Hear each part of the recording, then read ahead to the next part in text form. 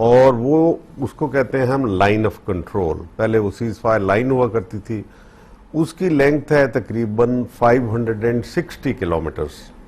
Working boundary اور یہ جو لائن آف کنٹرول میں فرق کیا ہوا؟ دونوں طرف کشمیر ہے, دونوں طرف ڈسپیوٹڈ ہے. ہمارا اسٹینڈ اسٹل ایگریمنٹ ہے, انہوں نے مرج کر لیا انڈین کانسٹیٹیوشن میں انڈر آرٹیکل 370. 1953 میں شیخ عبداللہ کو جیل میں ڈال دیا نہرو صاحب نے, جو ان کے دوست تھے, اور ان کو دھوکہ کیا. بعد میں انہوں نے ریئلائز کیا اور اس کو انہوں نے آرٹیکل 370 کے ذریعے سے اسپیشل سٹیٹس دے کے اور اس کو ریکگنائز کیا. اسی لیے وہاں کا جو وہ اس کو ایک الگ سے سٹیٹس ہے, وہاں پراپرٹی نہیں خرید سکتے ہندوستان سے جا کے لوگ. تو ہمارا جو ایگریمنٹ ہے آزاد کشمیر کے ساتھ, وہ ایک سٹینڈ سٹل ایگریمنٹ ہے کشمیر کے ساتھ, کیا پورے کشمیر کے ساتھ. قائد اعظم نے خود کہ ہم ان کی حیثیت کو, جو ان کی کانسٹیٹیوشنل پوزیشن اس کو چینج نہیں کریں گے, تاں کہ انہوں نے فیصلہ نہیں کر لیا کہ انڈیا کو جوائن کرتے ہیں یا پاکستان کو جوائن کرتے ہیں. تو یہ بڑا, اس کے آگے پھر جو ایک جگہ ہے زنگ رلما, جس کو .9842 کہتے ہیں میپ کے اوپر, آپ نے سنا ہوگا. وہ ایک میپ کے اوپر پوائنٹ ہے کیونکہ گلیشیئرز میں ہے, تو اس لیے میپ پہ ہی اس کو جج کر سکتے ہیں. اس سے آگے پھر تقریباً 60 کلومیٹر وہ اندر گھس آئے تھے 1984 اپریل میں, اور سیچن گلیشیئر پہ انہوں نے قبضہ کر لیا تھا. اس کو ہم کہتے ہیں لائن آف ایکچوئل کنٹرول. وہ ڈفرنس ہے یہ, یعنی یہ باؤنڈری کی آپ کی کنفیگریشن لے لیں تو لائن آف ایکچوئل کنٹرول وہ ہماری سائیڈ پہ ہیں کچھ نہیں, وہ تو ہماری سائیڈ پہ آ گیا نا. جو لائن آف کنٹرول تھی اس کو انہوں نے وائلیٹ کر کے سولتورو رج کے ساتھ آ کے, اور انہوں نے پورے سیچن گلیشیئر کے اوپر قبضہ کر لیا, which is 60 کلومیٹر لانگ. تو وہ سر بعد میں ہم نے واپس لیا یا نہیں, وہ ابھی تک موجود ہے اسی طریقے سے. وہ تو سیچن کا مسئلہ ہے نا, جہاں پہ انڈین آرمی نے ایگری نہیں کیا. میں D G I S I تھا, بے نظیر صاحبہ نے راجیو گاندھی کے ساتھ طے کر لیا یہ کہ ہم اس کو ڈی ملٹرائز زون کر لیں گے, تم بھی چلے جاؤ پیچھے, ہم بھی چلے جائیں گے پورے سیاچن کو, جی جیسے پہلے تھا سیچن کو. تو جب یہ ایگریمنٹ ہو گیا تو انڈین آرمی نے اس کے اوپر نہیں ایگری کیا. یہ آپ کہتے ہیں نا کہ وہاں پالیسیز کون بناتا ہے پاکستان کے اندر, تو آپ دیکھ لیجئے کہ انہوں نے وہاں پہ اس کو ایگری نہیں کیا تھا انڈین آرمی نے. And Rajiv Gandhi had to cut a sorry figure.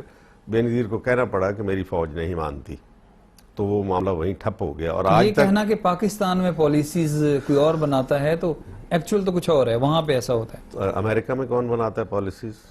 Guantanamo بے تو خالی کروا نہیں سکا, وہ ختم نہیں کروا سکتا اناؤنسمنٹ کے باوجود. اور پریزیڈنٹ آف پیس بن کے آیا تھا, نوبل پرائز بھی لے لیا تھا, تو اس کے بعد کیا پیس لا سکا وہ؟ یا فوج کی مرضی کے مطابق سرج دے رہے. جنرل پیٹریس نے 2 دفعہ سرج مانگے, اور اسی طریقے سے ابھی تک موجود ہے وہاں پہ.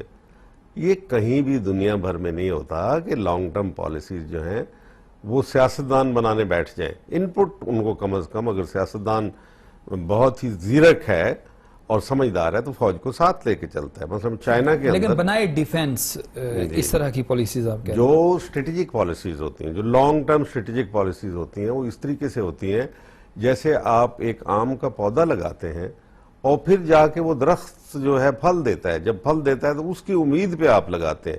تو it's a very long term. کئی گورنمنٹس بیچ میں سے گزر جاتی ہیں, کئی بیچ میں سے بچے جو ہیں وہ پیدا ہوتے ہیں اور چلے جاتے ہیں. تو یہ پالیسیز جو ہیں, یہ وہ حکومتیں جو محض ایک ووٹ آف نو کانفیڈنس کی مار ہوں, ان کو یہ اختیار نہیں دیا جاتا, دنیا بھر میں کہیں نہیں دیا جاتا کہ وہ میرے ساتھ, میں جانتا ہوں امریکنز کو. رابن ریفل نے مجھے کہا کہ جنرل ہم تو ڈے ٹو ڈے ڈیل کرتے ہیں. وہ اسٹیٹ ڈپارٹمنٹ کی ڈیپٹی سیکرٹری تھی 96 میں, تو کہتی ہے ہم تو ڈے ٹو ڈے ڈیل کرتے ہیں. یہ پینٹاگون سے آپ جا کے پوچھیں جو آپ باتیں پوچھنا چاہ رہے ہیں, تو یہ کہیں بھی دنیا میں نہیں ہوتا. یہ ہمارے ہاں پتہ نہیں پالیٹیشینز کو کیا آتا ہے کہ ہمارا پالیسی ڈائریکشن کو چینج کر دینا, وہ ہمارا ایکسکلوسیو رائٹ ہے. آپ اور جو امریکنز مل کے بھی اس پہ کر رہے تھے کام, تو اس وقت آپ نے یہ آبزرو کیا کہ پالیسیز وہیں بنتی ہیں پینٹاگون میں. ایگزیکٹلی. بلکہ میں آپ کو کیا بتاؤں کہ بل کیسی جو CIA کے چیف تھے, وہ ریگن کے ساتھ شروع میں, بعد میں جب جج ویبسٹر آئے تو کیسی بیمار ہو گئے, تو وہ کیسی ڈائریکٹلی فیصلے کر دیا کرتا تھا, یہاں سنا کے جاتا تھا, اینڈ پریزیڈنٹ کو بھی نہیں کنسلٹ کیا کرتا تھا. تو آپ یہ نہ سمجھیے کہ ایک دفعہ پالیسی ڈائریکشن مل جاتی ہے تو پھر اس کے بعد اس کو چینج کرنا بہت مشکل ہوتا ہے، اور جو چینج کرنے کی کوشش کرتا ہے اس کے پاس بہت بڑا لاجک ہونا چاہیے۔ ایئرز آف وائٹ ہاؤس میں ہنری کسنجر اس کے میمو آئرز ہیں جس میں وہ کہتا ہے کہ سیکنڈ ٹرم جب نکسن آیا تو اس نے کہا کہ ہنری دس ٹائم ہمیں یہ کرنا چاہیے کہ we should announce no policy. تو اس نے کہا وائی مسٹر پریزیڈنٹ، اس نے کہا جس وقت ہم پالیسی اناؤنس کر دیں گے تو وی ول لوز انیشیٹو، پھر ہم اگر اس کو تبدیل کرنا چاہیں گے بھی تو نہیں کریں گے، کیونکہ پھر جو ہماری ملٹری اسٹیبلشمنٹ دوسری اسٹیبلشمنٹ ہے اس کے اوپر فوکس ہو جائے گی۔ تو یہ ہر جگہ ایک ایسا فینومینا ہے جس کو آپ نے انڈرسٹینڈ کرنا ہے لیکن اس طرح کی کہ policy how the strategy works. لیکن یہاں پہ جب نواز شریف صاحب کہنا شروع کر دیتے ہیں کہ مجھے تو مینڈیٹ ہی ملا ہے انڈیا کے ساتھ دوستی کے ساتھ، اور پھر انکریج کرتے ہیں اس ایک گروپ کو جو امن کی آشا، انڈیا کے ساتھ دوستیاں چراغ جلا کے ناچ گانے کر کے واگا بارڈر سے آ رہے ہیں، دوستی دوستی دوستی، کدھر گئے وہ دوستی کے ترانے؟ اب نریندر مودی کیا کہہ رہا ہے؟ ہم نے تو نہیں کیا، ہم تو ابھی بھی وہی وہ تو بندے سر پاکستانی لوگ شہید کرنے کے باوجود دھمکیاں ابھی دے رہے ہیں۔ ابھی میں یہی کہہ رہا ہوں نا، تو ابھی تو یہ امن کی آشا والوں سے پوچھئے، اور آپ ان سے پوچھئے، صفما سے پوچھئے۔ امن کی آشا میں آپ گئے ہوئے تھے پچھلے دنوں۔ میں نے امن کی آشا کا وہ کچھ کیا ان کے ساتھ، ابھی تو کافی نہیں کیا، میرا خیال ہے کہ میں ہاتھ ہلکا رکھا۔ آپ کو لگتا ہے سر یہ جو امن کی آشا یا اس طرح کے جو یہ ہوتی کمپینز ہوتی ہیں یہ سپانسرڈ ہوتی ہیں، آپ کو لگتا ہے؟ ڈیفینیٹلی سپانسرڈ ہوتی ہیں، ڈیفینیٹلی، کیونکہ جو امریکہ کی پالیسیز ہوتی ہیں وہ کون بناتا ہے؟ ایک تو ان کا پینٹاگون جو اسٹریٹجک پالیسی ہے، جو ان کی دوسری پالیسیز ہوتی ہیں جو اکنامک پالیسیز ہوتی ہیں وہ کارپوریٹ امریکہ بناتا ہے، وہ پریزیڈنٹ نہیں بناتا۔ آپ نے بتایا کہ وہ ہر دفعہ کلنٹن یہاں آتا تھا یا کوئی، what do they pitch for کہ ہمارے لوگوں کے لیے جاب دو، ہمارے سے خریدو، اسلحہ خریدو، کون؟ وہ کارپوریٹ، وہ جو انڈسٹریل ملٹری کمپلیکس ہے وہ مل کے پالیسیز بناتے ہیں۔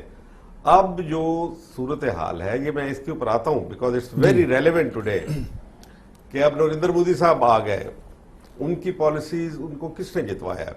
پہلی بات تو یہ ہے کہ ہارڈ لائن جو جنگ جس کو سنگھ پریوار کہتے ہیں، جس میں ہندو مہا سبھا، شیو سینا، جو بھی ان کے رائٹسٹ ہیں یا ہارڈ لائنرز ہیں، یہ جو وہ رائٹسٹ نہیں ہیں، they are not rightist, they are extremist. آپ ان کو بتائیں دے آر ایکسٹریمسٹ ٹیررسٹ، جنہوں نے آئی ایس آئی کو بلیم کرنے میں کوئی کسر نہیں چھوڑی، جبکہ وہاں پہ احمد آباد میں تعاون پھیلا تھا وہاں پہ، تو اس کو کہا کہ آئی ایس آئی نے چوہے بھجوا دیے۔ ذرا غور کریں، خوف جنرل حمید گل نے ہی پھیلایا ہوا ہے ویسے ان کا۔ سمجھوتا ایکسپریس میں جب بیچ میں 56 پاکستانی اس میں شہید ہوئے، وہ انہوں نے جلائی، بعد میں پتہ چلا کہ وہ تو کرنل پروہت تھا جس نے یہ سب کچھ کروایا تھا، اور آر ڈی ایکس جو اس میں سے لیا گیا تھا، اور نام آئی ایس آئی کا۔ مالے گاؤں میں یہ ہوا، مکہ مسجد میں بھی یہ ہوا، بابری مسجد کو توڑ دیا انہوں نے چرچ بابری جلائے۔ مسجد کے پیچھے بھی کنیکٹ کرتے ہیں مودی کو؟ یہ تو مودی یہ وہی ہے نا بابا، یہ بھارتیہ جنتا پارٹی، کیا ایل کے اڈوانی جو قائد اعظم کو مارنا چاہتے تھے، ابھی بھی وہاں کراچی کے اندر مالیر میں ان کے اوپر مقدمہ ہے، ایل کے اڈوانی کے اوپر، he wanted to have Quaid Azam killed۔ تو ان کے لیے ساڑیاں بھیجنا اس پالیسی، یہ پالیسی ہے؟ میں یہی کہہ رہا ہوں کہ یہ کہنا جو قائد اعظم کی پالیسی کو جو ریورس کرنا چاہتے تھے نواز شریف صاحب، کہ آپ بھی آلو گوشت کھاتے ہیں، ہم بھی آلو گوشت کھاتے ہیں، اور یہ تو محض ایک لکیر ہے اور ہم دوستی بڑھانا چاہتے ہیں۔ کب کسی نے ان کو مینڈیٹ دیا ہے کہ انڈیا کے ساتھ آؤٹ آف دا وے جو ہمارے پانی بند کر رہا ہے، جس نے کبھی ہمیں ذرہ برابر رعایت نہیں کی، جو افغانستان میں بیٹھ کے ہماری پیٹھ کے اوپر چھرے گھونپ رہا ہے، جو ٹی ٹی پی کے جو ہیں ان کو سپانسر کر رہا ہے، اور انہوں نے ہمارے جو قتل عام یہاں کیا، وہ کراچی والا جو ایئرپورٹ پہ اسلحہ نکلا ہے وہ انڈین میڈ اسلحہ تھا۔ دیکھیں یہ ساری چیزیں ہمیں تو پتا ہے، بلوچستان میں جو ہماری تخریب کاری کر رہا ہے، جو کراچی میں کر رہا ہے، جو ساری جگہوں پہ انہوں نے کوئی کسر نہیں چھوڑی، جس کی الذوالفقار ٹریننگ جنہوں نے کرائی تھی، باقاعدہ کیمپ بنائے تھے الذوالفقار کے، لوگ بھول رہے ہیں۔ محسن بھوپالی کو مارا برنس روڈ کے اوپر، انہوں نے چودھری ظہور الہی کو مارا اور کلیم کیا کہ ہاں ہم نے مارا ہے، اور ایک ہوائی جہاز ہمارا جو ہائی جیک کر کے काबुल एयरपोर्ट के ऊपर आज भी वो राना है, उनकी वाइफ यूनामा में काम करती हैं, वो मेजर तारिक रहीम था, उसको कत्ल करके सुल्तान टीपू जो उसका नाम था, सलामुल्लाह टीपू, सलामुल्लाह टीपू ने उसको वहां से लाश को गिरा दिया। क्या आप कह रहे हैं कि इंडिया हमारा दोस्त है या हम उससे दोस्ती हो सकती है? जब तक वो कश्मीर को आजाद नहीं करता, जब तक हमारे साथ इंसाफ और बराबरी की सतह पे नहीं रहेगा, हमारा उनके साथ सिर्फ दुश्मनी का रिश्ता है। और अगर कोई हमारा पॉलिटिशियन ये समझता है कि वो इसको रिवर्स कर देगा, कश्मीर को फरामोश करके, अफगानिस्तान को फरामोश करके इंडिया को सेंट्रल एशिया तक एक्सेस दे देगा और वहां से गैस पाइपलाइन ला के इंडिया को पहुंचा देगा, सवाल ही पैदा नहीं होता। ये नहीं होगा, ना हो सकता है। इसलिए अगर इनको ये फरामोश कर दें बेहतर है, बेशतर इसके कि यहाँ खुद हमारे मुल्क के अंदर खून खराबा हो जाए। खुदा ना खास्ता, हम इससे बचना चाहते हैं। हमें एक पुरअमन मुल्क है। हम हर दफा तो उन्होंने 3 दफा इंडिया अटैक कर चुके हैं, हमारा 2 लाख कर दिया।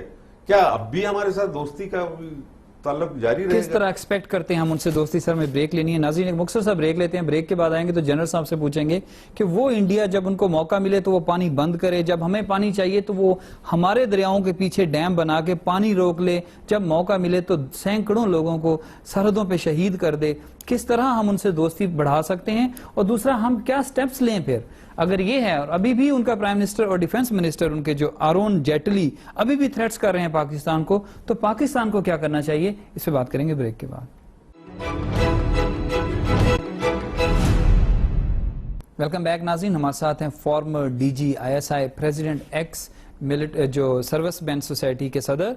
सिर्फ 15 दिन के अंदर 50 बार से ज्यादा भारतीय सुरमाओं ने खिलाफ वर्जी की पाकिस्तानी और इंडियन जो सीज फायर उसकी, और शहीद किया 12 पाकिस्तानियों को, जख्मी किया 64 लोगों को। वो अभी भी हमें धमकियां दे रहे हैं, जबकि यहाँ से साड़ियां और आमों की पेटियां जा रही हैं। आज हम मौजूद हैं farmer DG ISI general Hamid गुल से, जिनके दौर में पूरी वेस्ट में और इंडिया में और बहुत से इजराइल समेत मुल्कों में खौफ पाया जाता था उनकी मौजूदगी में बतौर स्पाई मास्टर। सर, एक तरफ वो हमें लाशों के तोहफे दे रहे हैं और आप उन्हें साड़ियां और आमों की पेटियां भेज रहे हैं। यही रिस्पॉन्स है, बेहतर तरीका है, या पाकिस्तान को भी क्या करना चाहिए?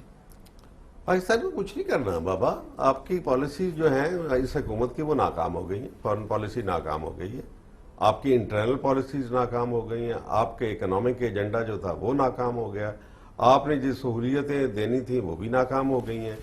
तो देर इज दैट्स वाई एक मूवमेंट चल रही है ना पाकिस्तान के अंदर। You know matter what, Imran Khan के एजेंडे को फरामोश कर दें, ताहिल कादरी साहब की जो भी बातें हैं उनको भी फरामोश कर दें, लेकिन वो जो लोग आते हैं वहां पे उनका तो अपना दर्द है ना। और अभी तो किसान नहीं उठे, अभी तो मजदूर नहीं उठे, तो वो मुझे लगता है कि वो भी उठने को हैं अगर आप मामलात को संभालेंगे नहीं। लेकिन जहां तक हम इंडिया की बात कर रहे हैं ना, और तो इस चीजों को नहीं करते। Narendra Modi is a gift for Pakistan. ना आप हैरान होंगे, आपके ऑडियंस भी बहुत हैरान होंगे। जी, he is a gift for Pakistan, क्योंकि नरेंद्र मोदी अगर अपनी इन पॉलिसीज के ऊपर कारबंद रहा तो ये हिंदुस्तान को तोड़वा के जाएगा। मैं कहता हूं उसको 5 साल जब मिले हैं, उसको मजीद 5 साल दे देने चाहिए, मिलने चाहिए जरूर, ताकि वो हिंदुस्तान को पूरी तरीके से तोड़ के जाए। नंबर 1 उसका तासुब। नरेंद्र मोदी उस क्लास से तल्लक रखता है और डाई हार्ड है जिन्होंने गांधी जी को खुद अपने, जो उनको बापू कहते हैं, उनको कत्ल करवाया था। नथुराम गॉडसे जो था कातिल वो था, वो राष्ट्रीय इसका RSS का आदमी था, ट्रेन था। किस लिए कि गांधी जी ने कहा था कि पाकिस्तान को उनके असासे दे दो, जो असासे हमारे हिस्से में आए थे, पाकिस्तान को उनका शेयर दे दो, जो हिस्सा है उनका जो हिस्सा है वो दे दो उनको। और उन्होंने ये कहा था कि भाई पाकिस्तान के साथ आप इस कदर मुसलमानों के साथ बेरहमी का सलूक मत करो जिस तरीके से आपने किया। इसके ऊपर इन्होंने गांधी साहब को मार दिया था। ये वो लोग जो हैं जो अपने ही लीडर्स को कत्ल करते हैं अगर वो जरा नरमी दिखाएं तो। इनसे ज्यादा मिलिटेंट हार्डलाइन और कौन हो सकता है? आप हैरान होंगे अगर मैं ये स्टेटिस्टिक दूं, और या आप पढ़ लीजिए दुनिया के उसके अंदर जाके कहीं वेबसाइट पे पढ़ लें। दुनिया की सबसे ज्यादा टेररिस्ट ऑर्गेनाइजेशन इंडिया के अंदर है।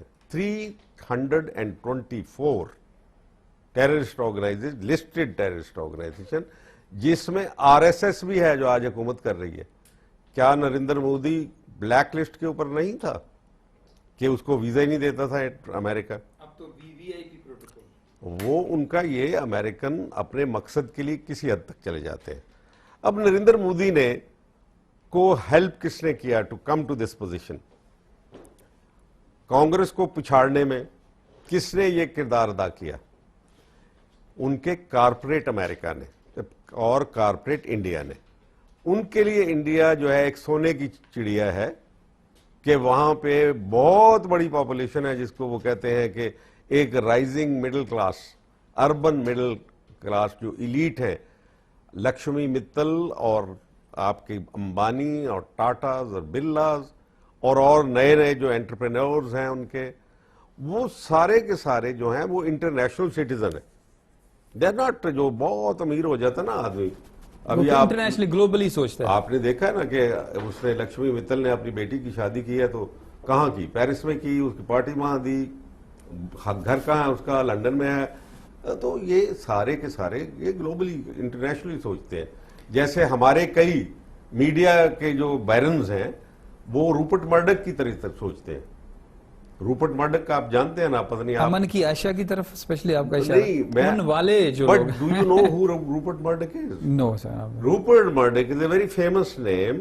आप उसको एक सिंबल है, वो ऑस्ट्रेलियन सिटीजन था, उसने अपनी सिटीजन छोड़ के and he became the American citizen, और उसने सारे लंदन के डेलीज और ये वो सब खरीद लिए। He is a businessman, he makes money, it's his job is to make money. He have no flag and no frontier. तो मैं ये कहता हूं कि इनके जो लोग ऐसे होते हैं, इनका फ्लैग फ्रंटियर कोई नहीं होता, इनका पर्पस होता है। अब उनका पर्पस ये था कि नरेंद्र मोदी को उन्होंने बहुत सपोर्ट किया, तकरीबन 15 अरब रुपया इसकी कैंपेन में उन्होंने खर्च किया, इसीलिए बहुत जबरदस्त इसकी कैंपेन चलाई गई। मतलब क्या था कि नरेंद्र मोदी अमन लाएगा और वहां पे इन्वेस्टमेंट आएगी। अमेरिकन जो है वॉलमार्ट के 1000 वहां पे आउटलेट्स खुलेंगे और उनको जो $27 बिलियन का उन्होंने इनके साथ साइन किया, जो वेपन्स बेचेंगे। अब वेपन तो नहीं बिक रहा है, वॉर अगेंस्ट टेररिज्म में तो वेपन की कोई गुंजाइश नहीं है, वेपन तो एक कन्वेंशनल वॉर के लिए चाहिए होते हैं ना।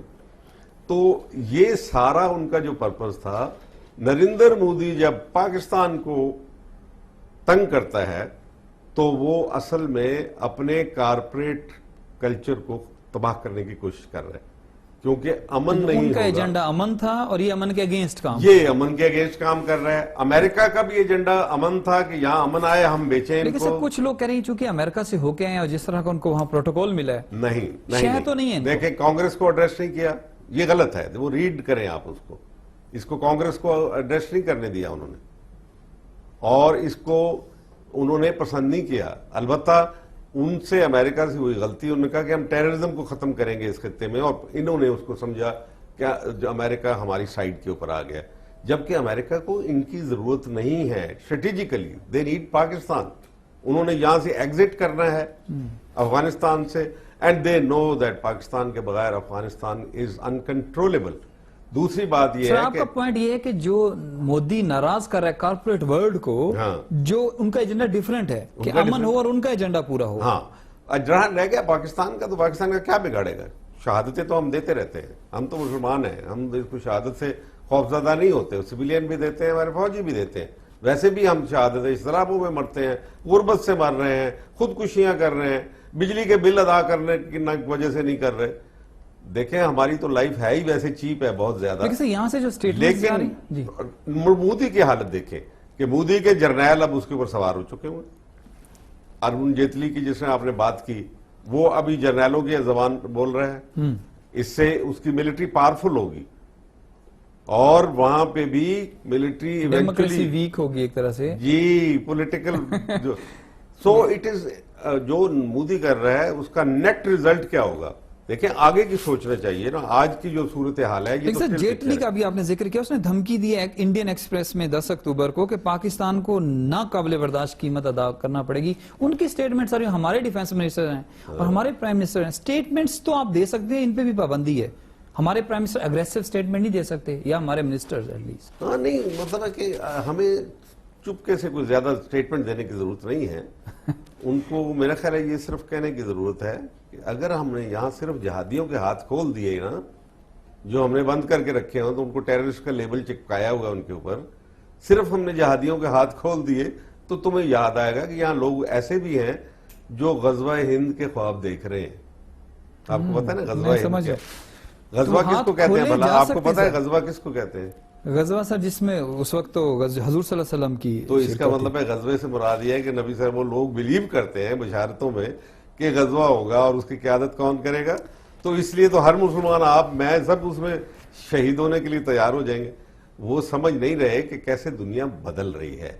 They are not understanding Modi is absolutely standing on the wrong side of history. और ये जो हाथ बंधे हैं किसी स्टेज पे खुल भी सकते हैं, क्यों नहीं? ये तो हमारी चॉइस है ना।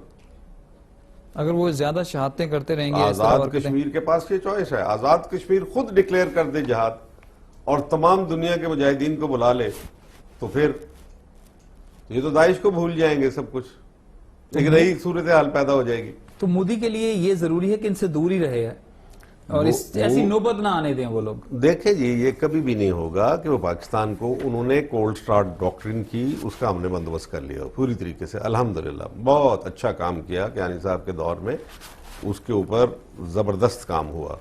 वो कोल्ड स्टार्ट तो इनकी कोल्ड ही रह जाएगी, वो गर्म नहीं होगी। दूसरा इन्होंने कहा कि आपको हम limited war in the nuclear context, यानी न्यूक्लियर ओवरहैंग में हम ये कर सकते हैं, कोल्ड लिमिटेड वॉर यानी आजाद कश्मीर। टारगेट उनका आर्टिकल 370 को अंडू करना, इसको मर्ज कर लेना जैसे कि स्पेशल स्टेटस कश्मीर का और आजाद कश्मीर। जब वो कहते हैं ना, तो वो कहते हैं पीओके, पाकिस्तान ऑक्यूपाइड कश्मीर, तो कहते हैं पाकिस्तान ऑक्यूपाइड कश्मीर, कश्मीर का मसला हल हो गया, तुम हम ये कश्मीर हमें दे दो, बस कश्मीर का मसला हल हो गया। सर ये कोई ऐसा है कि बाइलेटरल इशू है अब ये, या ये ट्राइलेटरल इशू है? No, it is still very much on the agenda. बाइलेटरिज्म में ये कहा गया था नॉट, देखें, वो कहते जी हाँ, वो शिमला, उसकी माहदा शिमला अकॉर्ड की पढ़ लेना, जिसके अंदर सीज फायर किया गया, उसमें लिखा हुआ है कि हम सीज फायर कर रहे हैं नॉट विद स्टैंडिंग, हम एक दूसरे से बात कर, not with standing each others position. जो हमारी पोजीशन है वही रहेगी, तुम्हारी भी वही रहेगी, हमारी भी वही रहेगी, लेकिन हम will try to resolve it bilaterally. तो उनका लेकिन अगर बायलैटरली नहीं होता, nobody can stop it, it's a human right, it is, अगर यूनाइटेड नेशन के एजेंडा के ऊपर ना हो, अगर उनकी इंडियन की कमिटमेंट्स ना हो इसके ऊपर, और कश्मीरी चाहते हो कि भाई हमने तो इंडिया, तो फिर तो कोई मसला ही नहीं रह जाता। लेकिन अभी सर उनके यूनाइटेड नेशन के लोग गए हैं ना, वो इंजर्ड से भी मिले हैं, जो बॉर्डर्स के साथ लोग जो विक्टिम, ये हमारी तरफ देखें, हमने मिशन रखा हुआ अपना, हमारी साइड के ऊपर, लाइन ऑफ कंट्रोल के ऊपर एक मिशन है, यूनाइटेड नेशन के मुबस्सरीन जिनको कहते हैं, हाँ, वो ग्रुप है उनका हेडक्वार्टर UNGIP मुजफ्फराबाद में, रावला कोट में, मैंने उनके दफातर देखे हुए, लेकिन उनकी तरफ वो उनको आने नहीं देते। अब नरेंद्र मोदी के गवर्नमेंट के आते के फौरन बाद उन्होंने कहा था कि आप जो दिल्ली में तुम्हारा मिशन है वाइंड अप कर लो, बॉर्डर पे तो नहीं जाने देते। तो यूनाइटेड नेशन ने कह दिया कि नहीं, इट कैनॉट बी फिनिश, क्योंकि एजेंडा पॉइंट पे है, तो how can be finish it. तो सर कैसे इन्वेस्टिगेट करेंगे? वो पाकिस्तान साइड पे तो वो सब जगह चेक कर रहे हैं, मिल रहे हैं, जब दूसरी साइड से नहीं देखेंगे तो इन्वेस्टिगेट कैसे करेगी यूएन की टीम इसको? नहीं, तो वो तो उनको इजाजत नहीं दे, कसूरवार है, इजाजत नहीं दे रहे। हाँ, तो इसका मतलब इजाजत नहीं दे रहा है, तो उनको लॉस क्या हो रहा है? क्योंकि जो यूनाइटेड नेशन के एजेंडे के ऊपर मुल्क तैयार नहीं है काम करने के लिए, तो इसका ये मतलब है कि उनको यूनाइटेड नेशन की जो सीट की बहुत तलब है ना, कि वहां सिक्योरिटी काउंसिल में उनको सीट मिल जाए, एक्सपेंशन हो, आए दिन इसके ऊपर चक्कर चल रहा है। अमेरिका भी उनको थपकी देता है, अगरचे उनका इरादा कोई नहीं है मेरा ख्याल है, वरना फिर जर्मनी भी मांगेगा, जापान भी मांगेगा, मुस्लिम दुनिया सारी की सारी मिलके कहेगी हम 57 कंट्रीज हैं, यूनाइटेड नेशन के मेंबर हैं, हमें भी दो। और फिर लेकिन इंडिया की डिमांड, अगर हम आप बड़ा पॉइंट रखें, तो सिर्फ पॉपुलेशन बेस पे, या किस बेस पे उन्हें मिलने चाहिए वहां पे मेंबरशिप? नहीं, सबसे पहली बात यह है कि उनको मिलना चाहिए कि क्या वो यूनाइटेड नेशन के रूल्स को एक्सेप्ट करते हैं, कंप्लायंस करते हैं, उसके साथ साथ चलते हैं, या उसके खिलाफ जाते हैं। पहली तो बात ये होनी चाहिए। तो ये सारा बहुत उनके अगेंस्ट निकला। और अगर पॉपुलेशन पे आप जाते हैं तो फिर आपकी पॉपुलेशन मुसलमान दुनिया की तो बहुत ज्यादा है, फिर हमें भी, हमारा कोई नुमाइंदा नहीं है वहां पे, हमें भी नुमाइंदगी मिलनी चाहिए, हम तो बहुत उनसे ज्यादा हैं, सारी अच्छा, चाइना के 1 बिलियन हाँ in the world. 1.28 बिलियन उनकी So- है, उनकी 1.28 बिलियन है, लेकिन उसमें बहुत मुसलमान भी तो है ना। मैं सर मुसलमान भी मुस्लिम्स कह रहा हूँ सर, मुस्लिम मोर देन 1 बिलियन, तो फिर मुस्लिम्स है, उनकी भी एक मुस्लिम डिमांड 1.5 बिलियन है, मुस्लिम सर 1.5 उनकी भी फिर डिमांड इस तरह हो फिर सकती उसकी डिमांड भी होगी। अब सर मैं और जर्मनी की होगी, जो सबसे बड़ी अब economic power, third economic power in the world is Germany. तो ये ख्वाब ही रहेगा, आप जी, ये ये समझते हैं। ख्वाब ही रहेगा। अच्छा सर, क्या तालिबान में दरार पड़ चुकी है? आपको पता है वेस्टर्न दुनिया और वेस्टर्न मीडिया आपको कनेक्ट करता है, वो मैं शायद कहना चाहूँ या मैं उससे पहले एक सिर्फ जुमला कहना जी चाहता प्लीज हूं। इंडिया इसके ऊपर। नरेंद्र मोदी को मैंने कहा था तोहफा है वो, क्योंकि जिस टू नेशन थ्योरी को अमन की आशा और इस किस्म के यहाँ हमारे इंटेलेक्चुअल्स और हमारे मीडिया जो प्रेजेंट करना चाहता है कि अमन की आशा के बीच में फॉरगेट अबाउट कश्मीर, पाकिस्तान को डेजर्ट बना दे इंडिया तो कोई फर्क नहीं पड़ता, जहां हम कायदे आजम को एक टाइम में कम हो, अल्लाह ना करे कि वो कभी हमें देखें, इंशाल्लाह कभी नहीं देखेंगे, कि हम कहें कि बाबा कायदे आजम ने बड़ी गलती की थी, हम तो भूखे मर रहे हैं, हमें तो इंडिया के साथ, हालांकि हम खुराक में खुद कफील हैं, सरप्लस हैं, चावल में सरप्लस हैं, हम गंदम में सरप्लस हैं। ये एक मुल्क के एसेट्स तो देखें हमारे, हम न्यूक्लियर हैं, बेहतरीन फौज है हमारे पास, दुनिया मानती है कि पाकिस्तान फौज जैसी कोई नहीं है, हमारे जज्बा जहाद है, हमारा शौक शहादत है, हमारे पास नजरिया है, हमारे पास पानी है, दरिया है, समंदर है, क्या नोबेल चीजें पीस नहीं। प्राइजेस भी अब तो जो नोबेल पीस प्राइजेस भी अब हैं अब तो हमारे पास। मलाला को वो भी मिल गया नोबेल पीस प्राइज, तो ये तो जबरदस्त, अल्हम्दुलिल्लाह Pakistan is know push over. और Narendra Modi to nation theory को जिंदा कर दिया उन्होंने ये बता दिया कि कायदे आजम वॉज राइट, पाकिस्तान के लिए तोहफा हैं, ये ये आपने नई तोहफा बात है। बताई है। नरेंद्र मोदी पाकिस्तान के लिए तोहफा हैं, वहां के जो एक्सट्रीमिस्ट प्राइम मिनिस्टर हैं। अब हम बात करेंगे ब्रेक के बाद कि जो तालिबान है क्या उनमें दरारें पड़ चुकी हैं? बहुत से सीनियर लीडरशिप है तालिबान की, दाइश एक ग्रुप का नाम सुनने में आ रहा है, उसमें चले गए हैं। दाइश क्या है, उनकी आइडियोलॉजी कैसे मुख्तलिफ है तालिबान और अलकायदा से, इस पे बात करेंगे ब्रेक के बाद। हमारे साथ रहिएगा। वेलकम बैक नाज़रीन, हमारे साथ हैं former DG ISI, president x जो सर्विस बैंड सोसाइटी के सदर जनरल रिटायर्ड हमीद गुल साहब। हम अब बात करेंगे कि तालिबान के, खुदा का शुक्र है कि पाकिस्तान में धमाकों में या जो ऐसे वाकयात उनमें कमी आई है, क्या तालिबान की कमर टूट गई है? ये दाइश क्या है जिसका ग्रुप? जनरल साहब एक तो पहले बताइएगा कि ये खुशी की खबर है कि पाकिस्तान में कम हुए हैं वाकयात, जो रोज धमाके हो रहे होते थे, इसकी वजह क्या है? क्या तालिबान की कमर टूट गई है ज़रब अज़ब से? और फिर मैं दाइश की तरफ बात में आ रहा हूं। ये तालिबान के दो ग्रुप्स हैं ना, आप आइडेंटिफाई करते हैं उनको, मसलन गुल बहादुर भी तालिबान है, अभी खान सईद सजना भी, वो भी तालिबान में जो कि मिल गए हुए हैं। अभी असमतुल्ला माविया ने भी कह दिया है कि मैं तो पाकिस्तान के खिलाफ नहीं लड़ूंगा। हाँ, उसने तो आके, और बहुत सारे और ग्रुप हैं जो कि अफगानिस्तान में जाना चाहते हैं, वहां पे एक जायज, एक देखे ना, मॉरल कॉज है उनके सामने, where as America has no moral cause. 9/11 में कोई एक भी अफगान इन्वॉल्व नहीं था, और ये नाजायज, और अब तो सबने कह दिया कि 9/11 था ही बहाना। और मेरे अल्फाज आपको याद हो तो मैं कहता था कि 9/11 बहाना, अफगानिस्तान ठिकाना और पाकिस्तान निशाना। अब कार्लोटा गॉल की किताब पढ़ लें, द रॉन्ग एनिमी, वो सैंडी गॉल की बेटी है, उसने अफगानिस्तान पे उसने कहा कि आपने चुना ही गलत है, वो अफगानिस्तान तो होना नहीं चाहिए था, पाकिस्तान असल खराबी की जड़ तो ये है, ये इस्लामी है, नजरियाती है, और इसके आइन के अंदर अल्लाह की हुक्मरानी, यानी इसके अंदर इम्प्लिसिटली जो शरीयत है वो एम्बेडेड है, वो अगर आप नहीं लाएंगे तो आप अपने कॉन्स्टिट्यूशनल ऑब्लिगेशन पूरी नहीं कर रहे। कोई कानून नहीं बन सकता कुरान पाक या इस्लामी उसके मुताबिक। देखिए ना, तो डर है ना, लेकिन है आइन के अंदर तो कॉन्ट्रडिक्शंस है ना। हाँ, लेकिन आप एक तरफ जरदारी को वो इस्तिस्ना भी दे देते हैं, और फिर कहते हैं कि अल्लाह की हुक्मरानी भी है, तो ये अभी मुकाबला अमल नहीं है, लेकिन सर ये है प्रोविजन है उसके अंदर। ये प्रोविजन अमल नहीं हो रहा। जिस दिन अमल हो गया तो पाकिस्तान ही तो वो मुल्क है, दुनिया को नया निजाम दे देगा, एक नया सोशो इकोनॉमिक जस्टिस का सिस्टम देगा, जो कायदे आजम का विजन था कि Pakistan is not and in itself, it is means to N and. ये तो स्टेपिंग स्टोन है हमारा। अच्छा सर, ये तो ये जो है सारी एक वेव, ये अमेरिका ने मिस रीड किया है मुस्लिम वर्ल्ड को। उन्होंने कहा ये गिरे पिटे हैं, अफगानिस्तान में से रूस जा चुका है, रूस टुकड़े टुकड़े हो चुका है, अब रेजिस्टेंस नहीं हो सकती, छोटी मोटी रेजिस्टेंस, اور یہ جو طالبان کی ریزسٹنس ہے یا وہ شرعی نظام نافذ کر رہے ہیں ہم ان کو چند دنوں میں کچل کے رکھ دیں گے. انہوں نے تاریخ سے کوئی سبق نہیں سیکھا کہ افغانستان میں تو جنگ اسی وقت شروع ہوتی ہے جب آپ کہتے ہیں مشن اکمپلشڈ, اس کے بعد پھر شروع ہو جاتی ہے. اور اچھا سر تھوڑا سا ٹھیک ہے, تو یہ سارا اب یہ جو فینومینا ہے یہ فرینچائز ہو گیا. نو آپ یہ کہیں کہ ایسے جیسے کہ میکڈونلڈ کا برگر ہے, تھوڑی تھوڑی ڈیفرنٹ ورائٹیز میں ہر اپنی ٹیسٹ کے مطابق تھوڑا سا ایڈجسٹ کر لیتے ہیں, لیکن اس کے پیچھے اسپرٹ ایک ہی ہے.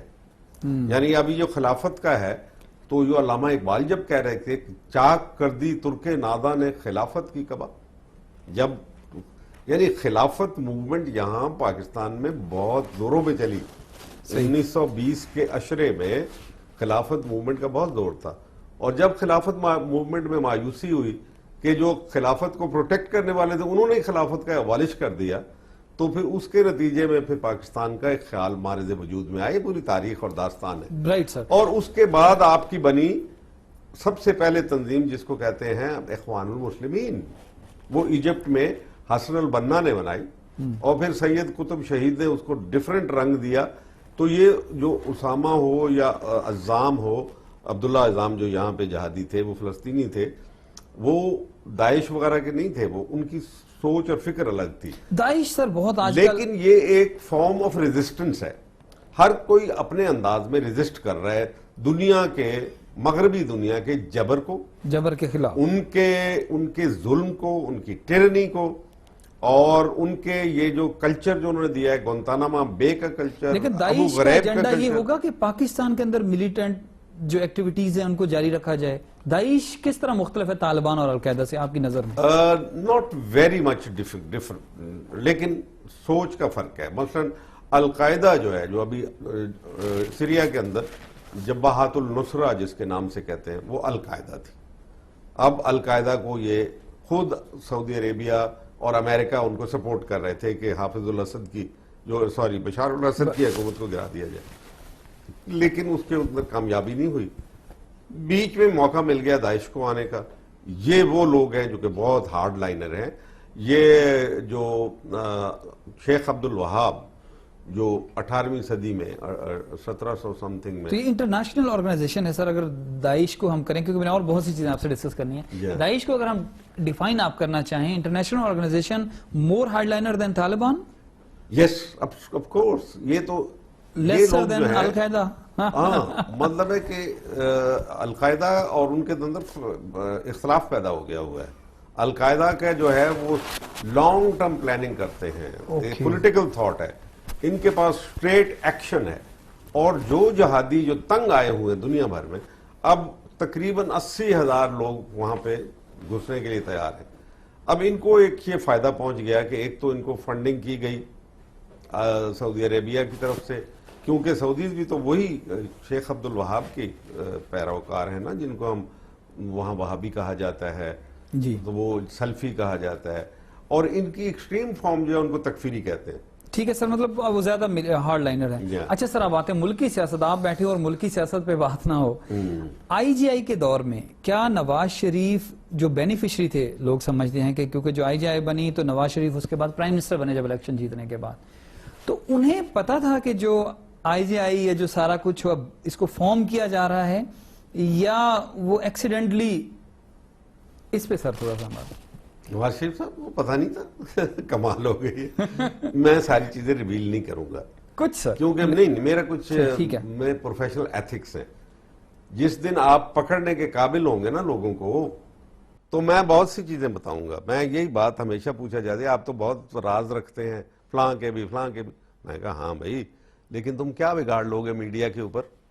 تم نے کس کا کیا ابھی تک بگاڑا ہے؟ جتنی تم نے کرپشن کے لیے بات کی ہے, کرپشن بند ہوئی ہے یا ڈبل ہو گئی ہے؟ وہ پہلے تھوڑا شرم حیا ہوتی تھی, اب وہ بھی اتار دیا آپ نے ان کی. اب کھلم کھلا وہ پیسے مانگتے ہیں. ابھی آپ یہ فاٹا کا جو سکینڈل نکل آیا کہ وہ تو پولیٹیکل ایجنٹ جو ہیں وہ 15-20 کروڑ روپے دے کے تو وہ پولیٹیکل ایجنٹ بنتے ہیں. مجھے سر اس کا پرسنلی بھی پتا ہے, کیونکہ وہاں پیسے دے کے لگتے ہیں, وہاں پہ تو ایسے لگ نہیں سکتے. وہ بڑی پوسٹ ہے, وہ 20 ارب روپیہ ان کو ملا ہوا ہے, بہت بڑی پوسٹ ہے. تو سر میں یہ کہہ رہا ہوں جو بینیفیشری تو ہو گئے, صرف بینیفیشری نہیں تھے آپ کہہ رہے ہیں, ان کو سارا ان کے نالج میں تھا یا وہ انوالو تھے اس میں؟ اب میں اس کے اوپر مزید گفتگو کروں گا تو آپ نکالیں گے تو میں بھی بہت اس معاملے میں سخت ہوں. میں وہ چیز نہیں کہوں گا جو میں نہیں کہنا چاہتا. تو بر فائدہ لیا اتنا تو ہے. کیوں فائدہ نہیں ہوا تو اور کس کو ہوا فائدہ؟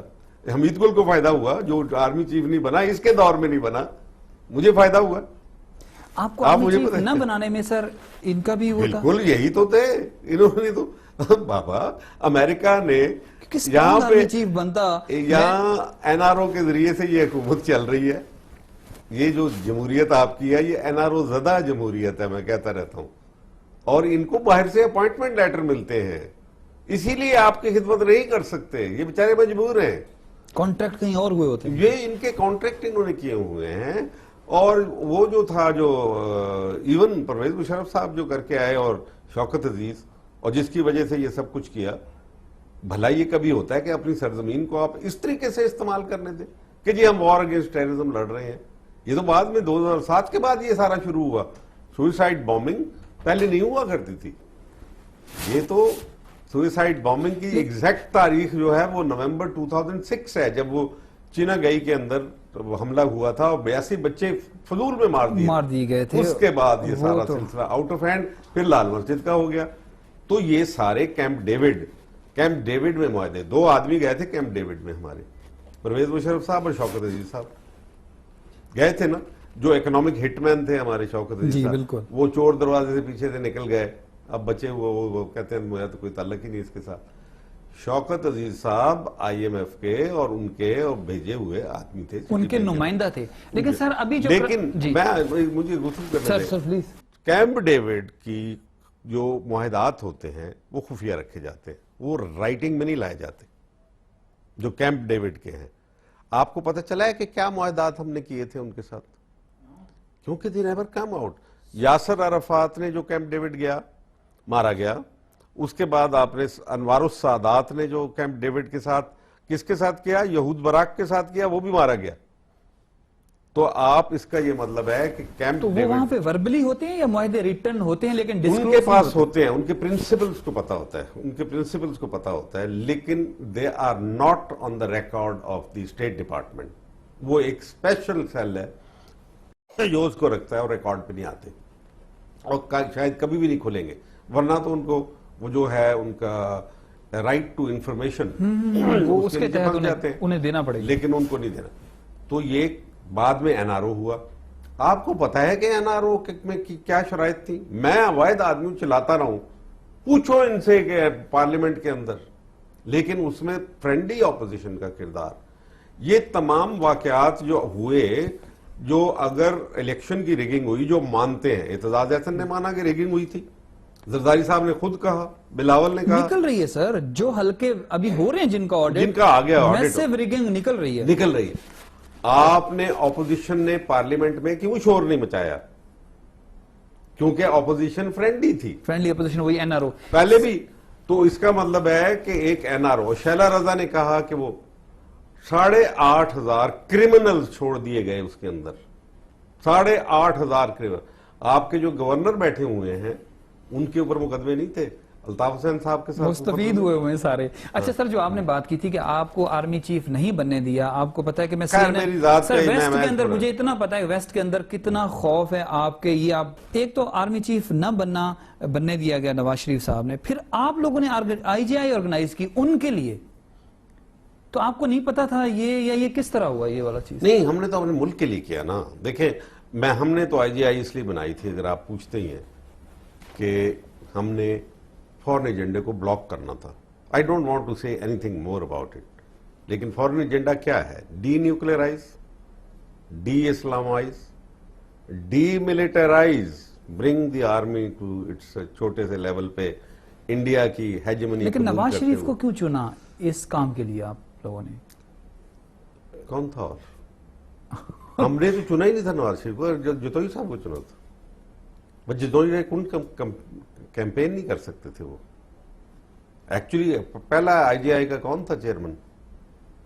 تو جتوئی صاحب مسٹر جتوئی. جی بالکل. پھر یہ اس طرح نواز شریف صاحب انٹرم پرائم منسٹر بھی بنے. پھر یہ اور طویل باتیں ہیں. اچھا سر بالکل ٹھیک ہے, میں اس سے آگے بڑھتا ہوں کیونکہ مجھے یہ ہے کہ آپ کو آرمی چیف میری نظر میں بننا چاہیے تھا, اسٹرانگ آرمی چیف ہوتا. نہیں, وہ مجھے تو انہوں نے, غلام اسحاق خان نے مجھے خود بتا دیا تھا, پہلے بتا دیا تھا کہ تم تو میرے بیٹے کی طرح ہو لیکن میں تمہیں نہیں بنا سکتا. مائی نیم واز نمبر 1. غلام اسحاق خان نے کہا جی 6 لسٹ پہ تھے اور مرحوم آصف نواز جنوبہ 6 نمبر پہ تھے, میں I was number 1. G H Q سے جو لسٹ جاتی ہے بھائی آپ پڑھیں ان کے جا کے, ان کے خود تو انہوں نے کیا بتایا سر, کمپیوٹر ہر پوسٹ کے لیے پہلے میرا نام نکالتا. ٹاپ ریکمینڈڈ شخص تھا جو بھی, جو ٹاپ لسٹ میں تھا, کیا انہوں نے کہا کہ کیا ایلیجیبل نہیں ہے یہ بندہ؟ نہیں, یہ نہیں کہا. نہیں مطلب آخر نہیں بنایا تو دیٹ مینس کہ نہیں, وہ مطلب ہے کہ ایک پولیٹیکل اپوائنٹمنٹ ہوتی ہے نا, یہ دس از اے پولیٹیکل اپوائنٹمنٹ.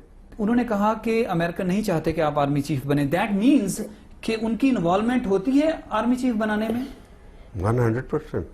وہ اس کے بغیر تو نہیں بنا سکتے آپ آرمی چیف. یہاں آپ یہاں وزیر خزانہ نہیں اپنا لگا سکتے, وزیر خارجہ نہیں لگا سکتے, آپ اپنا امبیسڈر نہیں بھیج سکتے امریکہ کے اندر اپنی مرضی کا, جب تک کہ وہ اس کو نہ کریں. اور اب تو ہمارے انٹرنل میں بھی گھس چکے ہوں گے. آپ کی جو منسٹری آف انٹیریئر ہے اس کے اندر بھی ان کی, کیونکہ وہ کہتے ہیں جی ہمیں ٹیررزم کو کنٹرول کرنا ہے. یہاں پہ ہر منسٹری پہ تو آپ یو این ڈی پی کے جو لوگ ہیں یہ کیا کر رہے ہیں یہاں, یا وہ این جی اوز لا کے یہاں بٹھا دی. کیا این جی او نے کبھی کہا ہے کشمیر کے اوپر لفظ بولا ہے اگر ہیومن رائٹس کی پروٹیکشن میں کبھی ایک لفظ ان کی طرف سے آیا؟ رائٹس فار چائلڈ کا تھا نا وہ بندہ جنہوں نے جو جاسوسی کرتے. سیلاب کے لیے کہا کہ انڈیا نے پانی چھوڑ دیا, نہیں کہا.